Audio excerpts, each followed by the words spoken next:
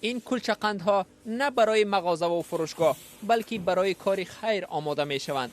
شرکت نانپزی مایا روزهای دوم و چهارم می برای 150 نفر طبیبان و بیماران چنین شیرینی ها را تقدیم نمود.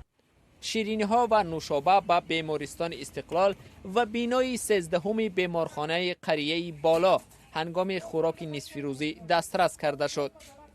مسئولان شرکت مایا گفتند که این دو بیمارخانه چند مدت باز در کرانتین قرار دارند و هرچی بیشتر به کمک نیاز دارند.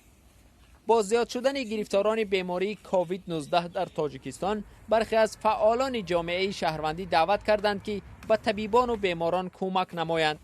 همه روزه با نشر عکس و ویدیو در شبکه‌های اجتماعی نشان داده می شود که بیمارخانه‌ها کمبودی مواد طبی دارند. صاحبکاران و شخصان سخاوتمند و بیمارخانه‌ها مواد طبی، بهداشتی و خوراک کمک می‌کنند. در تاجیکستان تا شام 4 می 230 نفر به ویروس نو سرایت شده، 3 نفر فوتیدند. عین زمان گروه‌های علاهیده برای تامین پزشکان با لباس حفاظتی مبلغ جمع می‌آورند.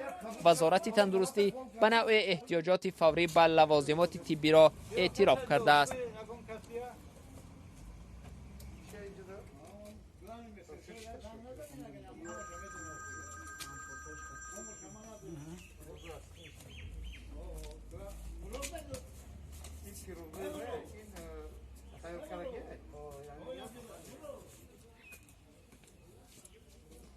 Yordam peki.